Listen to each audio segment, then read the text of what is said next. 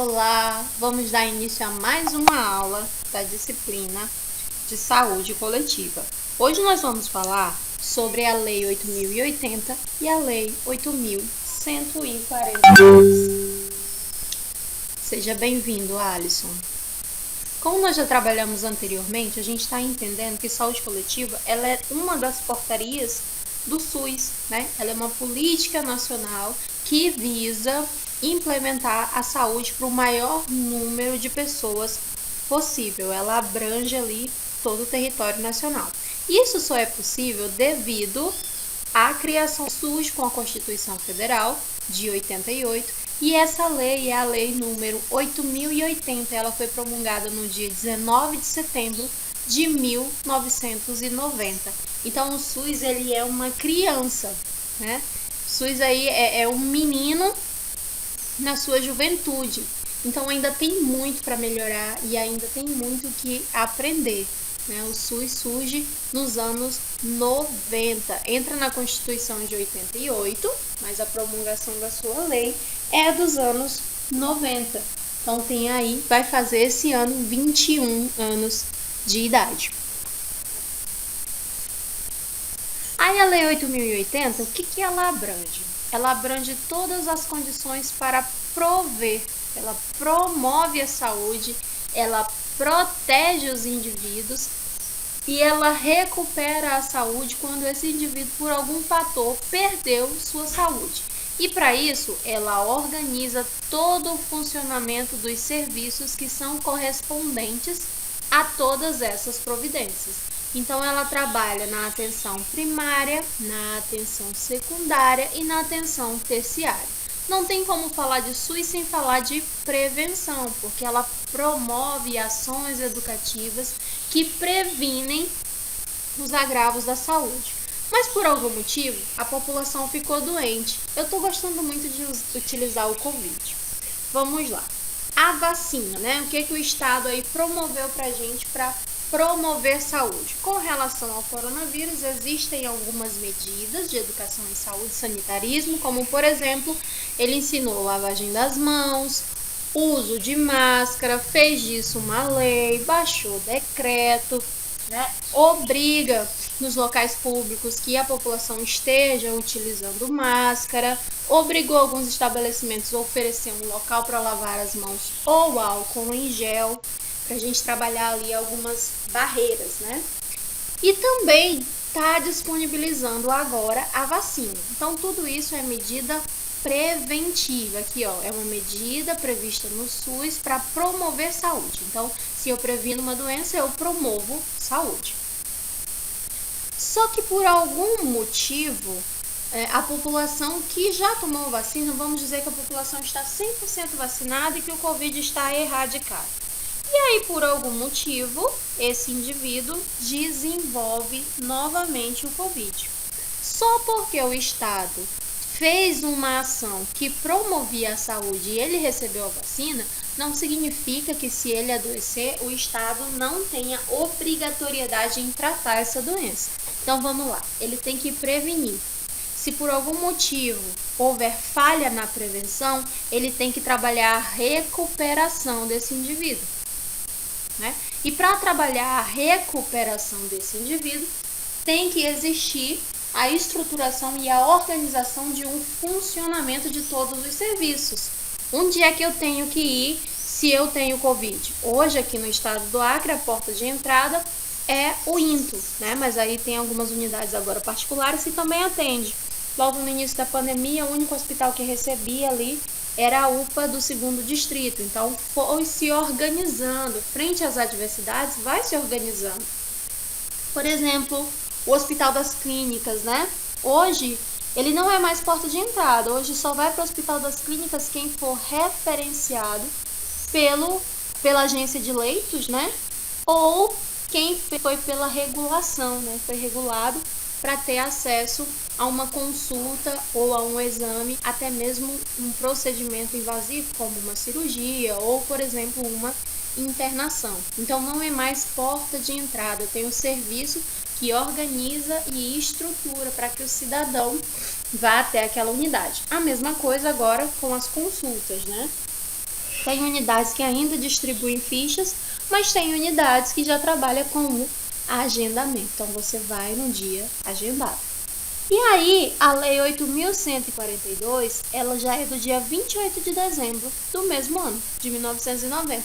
E ela falou o seguinte: uma lei criou e disse o que a gente tinha que fazer, que era proteger, promover e recuperar a saúde e organizar o funcionamento de todas as unidades, aonde ia ter cada unidade, onde ia ser centro de referência, o que é um posto, o que é uma URAP, né, o que é um módulo de saúde, tudo isso na Lei 8.080. E na Lei 8.142, ele falou o seguinte, que a participação da comunidade na gestão do SUS, do Sistema Único de Saúde, e sob todas as transparências intergovernamentais de todos os recursos financeiros na área da saúde e todas as outras providências. Então, uma lei cria e diz o que tem que fazer, e a outra lei chama a população para tomar conta, chama o usuário para tomar conta, que é a Lei 8.142. Então, a Lei 8.142, ela garante o serviço, a participação da comunidade na gestão do SUS, tá? Em tudo que envolve. Então, entra aí a transferência intergovernamental, entra o portal da transparência, entra os dados de quantitativo, né, de cada paciente, cada patologia que ele tem, qual é a necessidade e qual o estado brasileiro em que ele está e qual é o hospital que ele faz o tratamento. Aí vamos lá. Teve aqui, durante toda a história, a gente tem aqui uma evolução no quesito saúde, né, dentro do nosso país. Quando ainda era o Brasil colônia, lá em 1500 até 1822, né, a gente pode destacar aqui algumas características em relação às ações para prevenir doenças, tá? Então, a gente tinha ali, para trabalhar as doenças, o curandeirismo, trabalhamos isso em História da Enfermagem. A doença era vista como um castigo divino e quem fazia o tratamento eram os pajés. Ou aqui um pouquinho mais à frente, ali já começou a chegar no Brasil o Hospital Santa Casa de Misericórdia, que chega aqui em 1543, e aí entrega os cuidados para a saúde, ele começa a passar ali por uma sistematização. Então, quem era que ficava responsável? Os físicos, os cirurgiões, os barbeiros e os boticários, né? Boticário era aquela pessoa que tinha uma quitanda e que vendia os seus preparos de ervas. É como se fosse aqui o doutor Raiz, né? E aí, quando começa a chegar o primeiro hospital, esse cuidado fica com a Igreja Católica. Quem trouxe isso para o Brasil foram os padres jesuítas. Ainda no Brasil colônia, com a chegada aqui da família real em 1808, chegou também uma política, né, voltada para a medicina, uma atenção ali para aquele povo. Claro que era para alta corte, né? Então tinha também uma intervenção na condição de vida e da saúde da população. Começou-se a vigiar e a controlar o aparecimento das epidemias para proteger a família real em solo brasileiro ou no Novo Mundo. E aí surge então um primeiro alvará. Ele é datado do dia 22 de janeiro de 1810, tá? E aí ele traz a criação do lazareto, tá? O lazareto era uma quarentena para todos os viajantes e também escravos portadores de doenças epidêmicas. Então, aqueles navios que estavam transportando os escravos para o Brasil, quando no porto ou de Santos, ou no porto do Rio de Janeiro, ou no porto da Bahia, tinha que fazer uma quarentena para todos aqueles viajantes e também para os escravos que tinham alguma doença a bordo. Ficava todo mundo lá para observar se aquela doença não ia se alastrar. Se ela não se alastrasse, aí sim, aquelas pessoas poderiam descer para não trazer doenças para o Brasil. Então, tinha aqui uma autoridade sanitária, e essa autoridade sanitária poderia conceber o visto de entrada das pessoas na cidade, através do quê? Da observação clínica depois de um período de quarentena. Aí surgiu a causalidade, tá? cujo um único fator causava uma doença. Só que aí, depois de algum tempo, surge uma teoria nova, que é a teoria da miasmática, né, que é um modelo unicausal de compreensão da doença que baseava apenas na existência de uma causa, ou seja, de um agente para um agravo ou para uma doença. Então, essa concepção causou sucesso na prevenção de diversas doenças infecciosas, mas ela apresentou uma visão única em relação ao combate das enfermidades em geral. E aí, somente depois é que chega uma nova teoria, que é a teoria da pluricausalidade, que vários fatores interferem para que uma comunidade apresente a sintomatologia de uma doença clínica. Nesse primeiro momento, lá no Brasil colônia, a teoria da doença era que apenas um fator poderia causar, né? Então era um vetor, uma pessoa doente contaminava as demais. Não tinha ali a questão da imunidade, não tinha a questão do sanitarismo, a questão do toque. Então por algum tempo deu certo, mas depois observou-se uma nova necessidade de uma nova perspectiva. Aí na República Velha, que começou em 1889 e se estendeu até 1930, surgiu o avanço da bacteriologia. Começou-se a estudar sobre infecções bacteriológicas.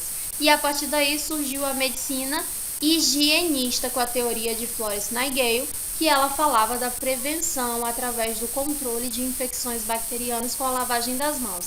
E surgia também um dos primeiros antibióticos à base de fungo, que era a penicilina. Então, nasce o planejamento das cidades para o controle dessa infecção.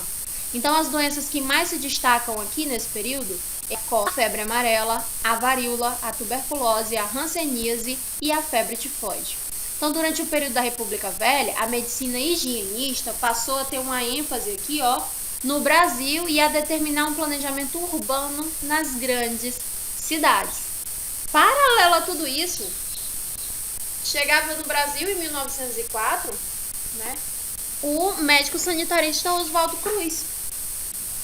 E junto com ele e as suas teorias surge então a revolta da vacina, que foi dentro desse período da República Velha, na intenção aqui, de higienizar os portos, de trabalhar a educação em saúde higienista em toda a população, principalmente. A peste bubônica é aquela doença que é transmitida pela pulga do rato. Ela causa uma febre alta, manchas na pele, e essas infecções cutâneas, né, que é o maior tecido do corpo humano, se alastram na corrente sanguínea, levando o paciente a uma sepse, que é uma infecção generalizada. Hoje nós conseguimos tratar essa patologia, né? Ela já foi erradicada, mas a gente conseguiria tratar caso ela surgisse novamente. Mas naquela época não. A peste bubônica dizimou a Europa. Foi uma peste lá que dizimou um terço da população europeia. E ela chega aqui no Brasil, nesse período ainda do Brasil colônia, e trouxe grande devastação.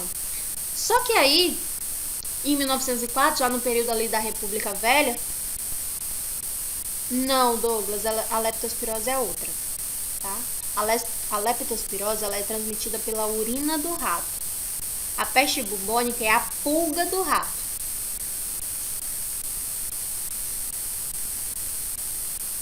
Aí vamos lá. Nesse momento aqui da higiene sanitarista, da medicina higienista, nós podemos citar o período da revolta da vacina, com a presença no Brasil do médico sanitarista Oswaldo Cruz. Aí ontem eu falei para vocês, né, sobre uma situação interessante. A primeira medida que ele fez foi controlar o índice de ratos. Como foi que ele controlou? Ele lançou uma campanha para a população. Ele falou, olha, eu criei alguns centros ali pra gente destruir os ratos e eu preciso que vocês caçem esses ratos e levem para esse centro de distribuição. E as pessoas recebiam uma recompensa para isso. Só que ele não contava com o espírito empreendedor da população.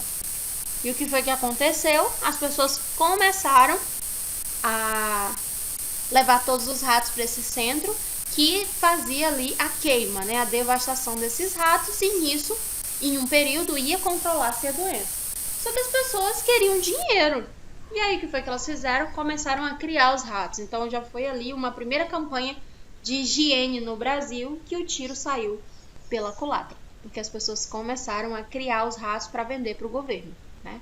Desde lá, da República Velha, que o brasileiro ele já tem o poder de deturpar o sistema de saúde no Brasil.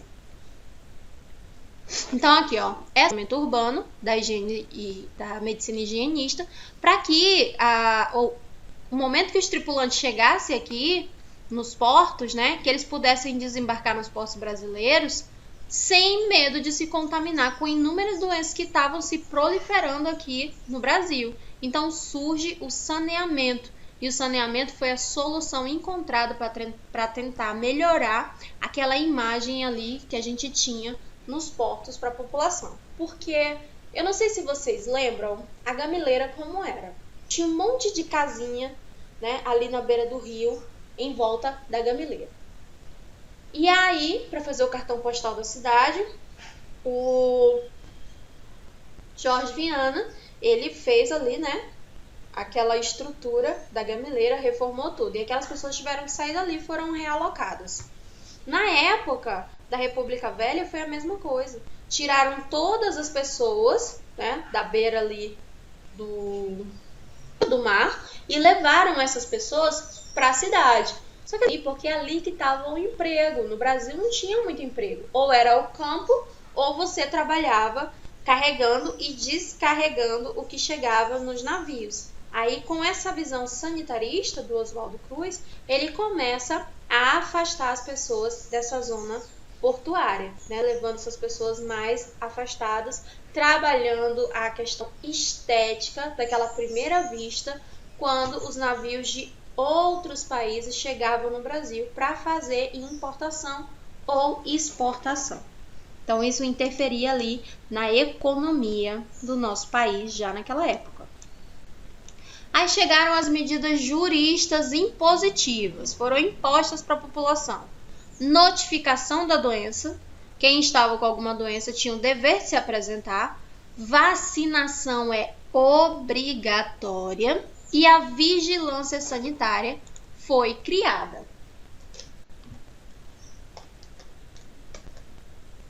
Quando a vigilância sanitária ela é criada, ela é na intenção de fazer uma observação e um controle do fluxo de doenças. Então, a vigilância sanitária ela é a polícia da saúde, porque ela trabalha medidas preventivas. Então, ela trabalha na nossa alimentação, né?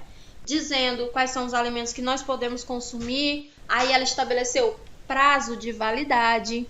Então, tudo que a gente vai comprar tem que ter ali o prazo de validade, tem que ter os nutrientes que tem ali dentro, quais que tem. Isso tudo é vigilância sanitária. Agora, né? Se você adquirir Covid, você tem que ser notificado. Mais um caso. Não precisa aparecer. Por exemplo, peguei Covid hoje e aí fui ao médico, fiz o teste, deu positivo.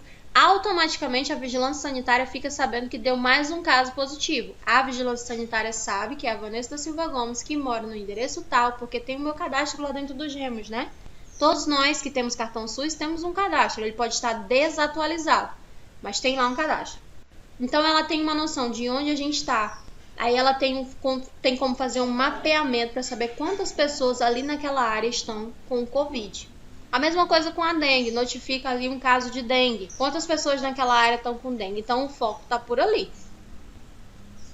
Né? Isso é o trabalho da vigilância epidemiológica. Aí surgiu a nomeação do Oswaldo Cruz para dirigir o Departamento Federal de Saúde Pública, né? Ocorreu em 1903, foi nomeado como diretor de saúde pública, exerceu o cargo ali que era correspondente à formação dele e atualmente é o Ministério da Saúde. Então, naquela época, a direção do Departamento Federal de Saúde Pública hoje é o Ministério da Saúde. Então, Oswaldo Cruz foi o primeiro ministro da Saúde. Aí, em 1904, ele enfrentou um dos seus maiores desafios como médico sanitarista, que foi devido à grande incidência do surto de varíola. O médico tentou promover uma vacinação da população. Surgira, então, a revolta da vacina.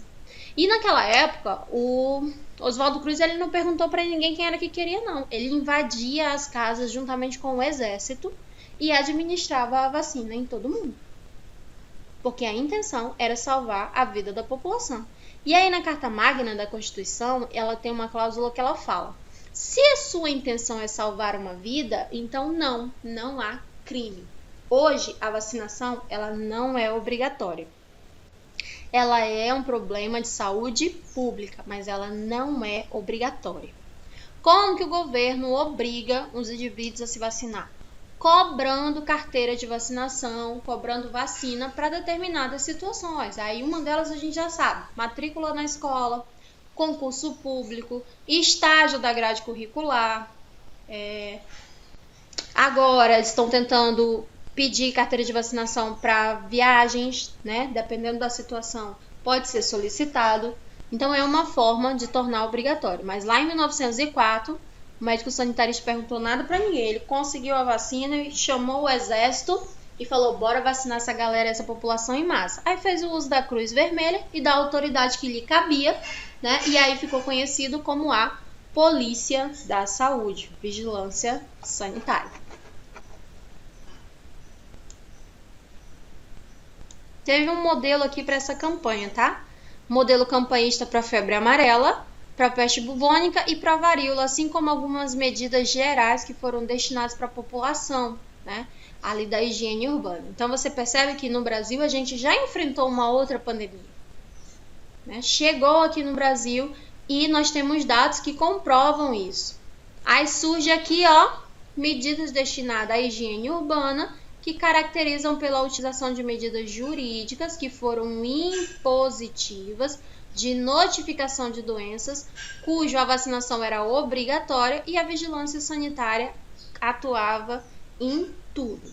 Então, na era Vargas, surgiu o autoritarismo e a nova república.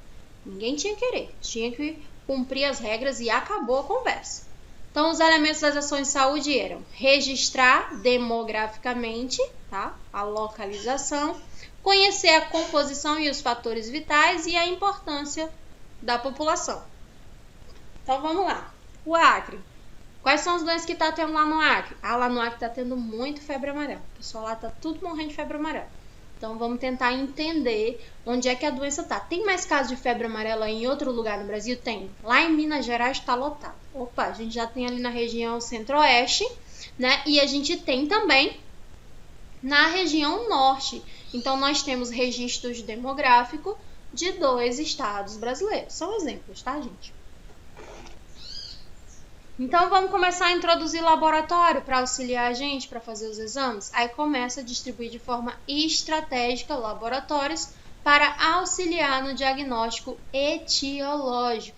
Surge, então, uma fabricação organizada de produtos profiláticos, tá? Para prevenção, para serem usados por toda a população. Surgira, então, Carlos Chagas em 1920. Ele faz o quê? Reestrutura a saúde. Com o quê? Propaganda, expandindo orientação em massa e educação sanitária. Esse é o grande diferencial, tá? Porque lá em cima a gente tinha o Oswaldo Cruz com uma medicina impositiva e jurídica. Aqui embaixo a gente já tem o modelo campanhista, que chega na era Vargas, já na nova república, com a educação sanitária através de propagandas. E aí começa a ser distribuído essa intenção que até hoje nós da enfermagem dominamos e trabalhamos muito bem, que é o campo da informação em massa para a população em geral. Surge também a assistência médico-previdenciária, tá? Órgãos especializados em tuberculose, hanseníase e doenças venéreas. Expandiu-se as atividades do saneamento para outros estados. Então, tudo isso aqui começa com Oswaldo Cruz, tá? Em 1920, Carlos Chagas, desculpa. Em 1923, celebrou aqui o convênio entre o Brasil e a Fundação Rockefeller, que a gente viu lá em História da Enfermagem, né?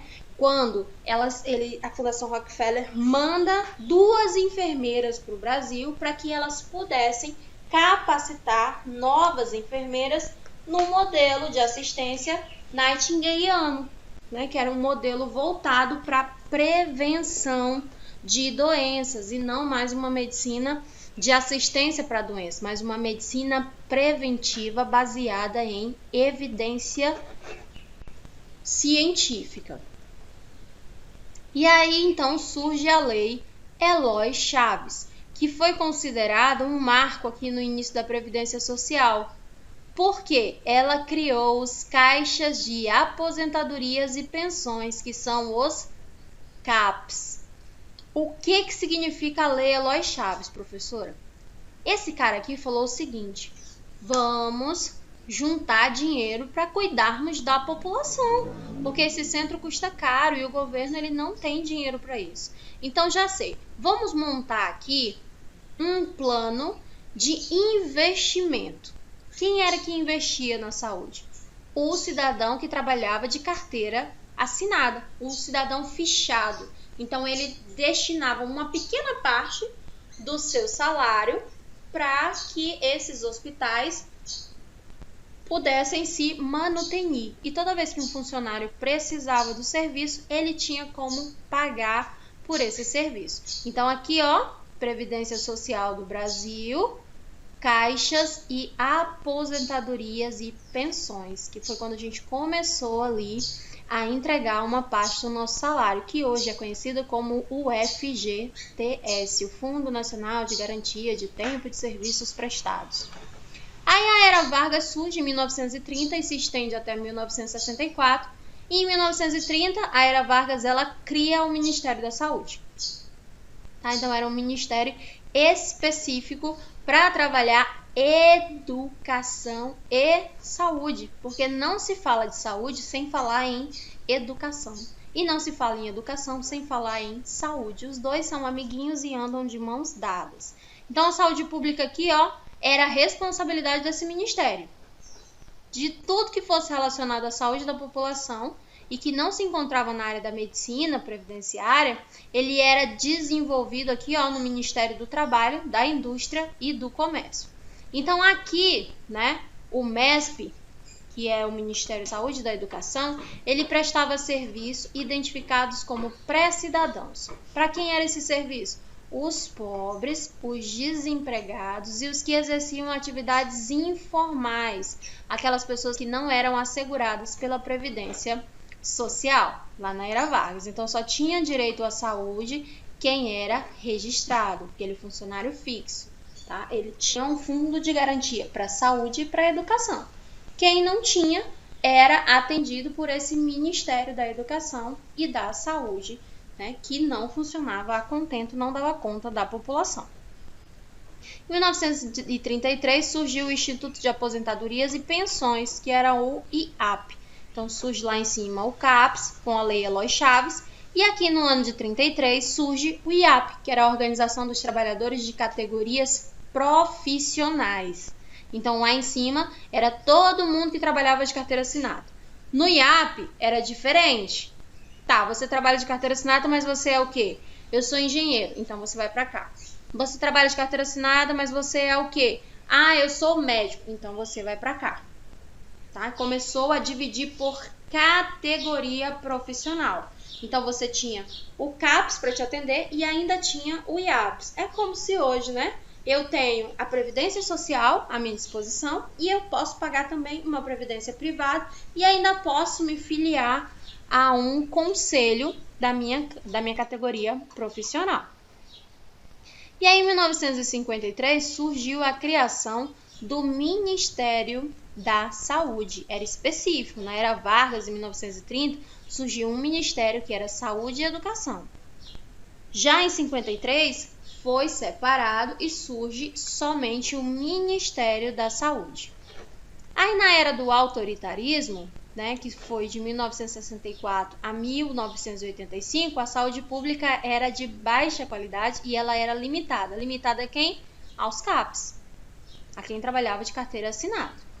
Em 66 surgiu a fusão dos IAPs. Então, todo mundo que trabalhava de carteira assinada, que estava inserido num conselho, foi inserido aqui no Ministério da Saúde e resultou na criação do Instituto da Previdência Social, que é o INPS. E no ano de 1970 surge o movimento da reforma sanitária. Tá? E nesse movimento da reforma sanitária vem com a indignação de vários setores da sociedade. E teve um momento dramático aqui, no setor quadro saúde, porque as pessoas que estavam atuando, elas não tinham uma competência científica para tal. Era mais ou menos assim. Você tem habilidade para saúde ou para educação? A pessoa falava, eu gosto de saúde, então vai trabalhar na saúde. Sem um mínimo, aí aprendia lá dentro. A outra terminava ali o 2º grau e já assumia o magistério e já começava a dar aula. Então só tinha essas duas profissões aqui para o brasileiro, né? Que era saúde ou a educação. E aí surgiu então os princípios dos anos 80 ali, né? Se estendeu aquela crise na saúde, se estende até os anos 80 e mantém-se aqui, mobilizando até o presente momento. Então a luta da enfermagem, a luta da saúde, ela é muito antiga, antes mesmo da criação do SUS. E ele é formado por quem? Técnicos e intelectuais, partidos políticos, é aqui que o bicho pega, diferentes corretores e tendências e movimentos sociais diversos, e um dos marcos dessa luta foi a realização da 8ª Conferência Nacional de Saúde, que ocorreu em 1986, que foi nessa Conferência Nacional que surgiu o Instituto Nacional de Assistência Médica e Previdência Social. E essa persistência na crise, né, ela promove um movimento que foi muito burocrático e administrativo. Então ela começa aqui, a reordenar o sistema. Dividiu todas as atribuições da Previdência para órgãos especializados. Aí criou o sistema de Previdência. Nesse sistema de Previdência, ela congrega junto com a administração da Previdência Assistencial e Social, o INPS e o Instituto Nacional de Assistência Médica e Previdência Social, que é o INAMPS. Isso tudo dentro de um mesmo pacote. Em 78, chega a Conferência da Alma Nata, que ocorreu um debate sobre vários países na importância de ter uma atenção primária à saúde. Tá? Ele trouxe dados que demonstravam, é melhor trabalhar a prevenção. Vamos dar ênfase na atenção primária. Essa população está doente porque ela não tem preventiva. Então, isso impulsiona um debate de um novo modelo de saúde no Brasil. Aí volta para o que o médico sanitarista Oswaldo Cruz tanto falava. Falava assim, vamos trabalhar saneamento básico, porque se a gente entrega condições dignas de higiene e moradia para esse povo, ele adoece menos. Aí chegou então 81, surge ali o plano CONAPS, que era o Conselho Consultivo de Administração e Saúde Previdenciária. E esse plano aqui estava dividido em 3 grandes grupos, e um deles era as Ações Integradas à Saúde, que era o AIS. Aí o CONAP foi criado pelo Decreto 83.369 da Previdência da República, do órgão do Ministério da Previdência e da Assistência Social. E foi instituído no Brasil aqui medidas, né, que fossem moralizadoras na área da saúde. Em 83, teve a criação dos IANs, e essa foi uma das primeiras experiências com o Sistema de Saúde Integrado, tá? Com a Fundação Rocali. E na Conferência Nacional de Saúde, em 86, né, surge então aqui, pela primeira vez na história do país, essa conferência permitiu a participação da sociedade civil, que se organizou no processo de construção de um novo ideário para a saúde. E esse ideário foi norteado pelo princípio, né? Pelo princípio aqui, como saúde é um direito de todos e é um dever do Estado. E as suas principais deliberações foram a base para a instituição do SUS na Constituição Federal de 1988. Então, todo esse caminho aqui, é de participação social.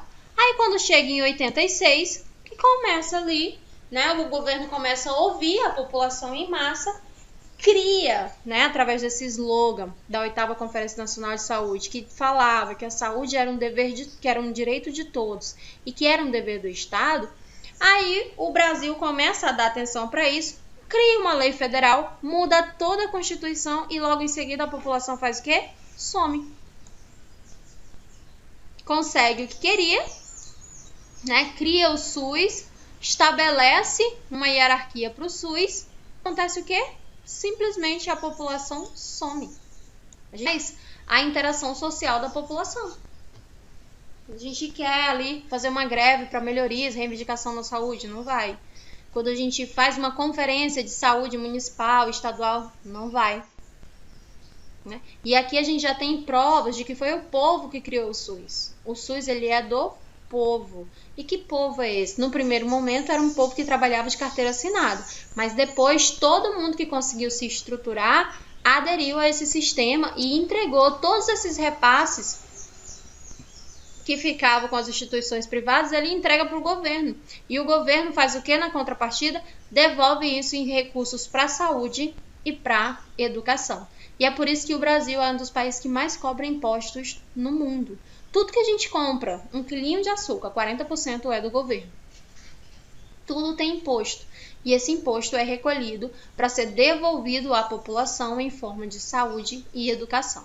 Então, em 1990, surge a regulamentação do SUS por duas leis orgânicas de saúde, que foi a Lei 8.080, promulgada no ano de 90, então ela aparece assim, 8.080/1990, que traz obrigações do SUS para promover, proteger e recuperar a saúde. Para isso, vai ter que se organizar, né? E saber como é que vai funcionar esses serviços que vão corresponder a esses três princípios. E aí, em seguida, surge a Lei 8.042, que fala da participação da comunidade na gestão do SUS e todas as suas transferências intergovernamentais. Tá? Na Lei 8.142 é que a gente entende como é que funcionam esses repasses. Né? População entrega para o governo, vai para o Distrito Federal determina o quantitativo de acordo com o recolhimento de imposto daquele estado. Né? Quanto mais pessoas têm consumindo, mais impostos esse estado recolhe e mais impostos esse estado recebe. Então é disso que sobrevive a maior parte dos estados brasileiros. Alguém tem alguma dúvida com relação à Lei 8.080 e à Lei 8.142? Não temos? Então, se não temos, eu encerro por aqui o nosso material de hoje. A aula será gravada e disponibilizada para vocês hoje ainda ou no máximo amanhã. Se alguém tiver alguma dúvida, eu fico à disposição no WhatsApp.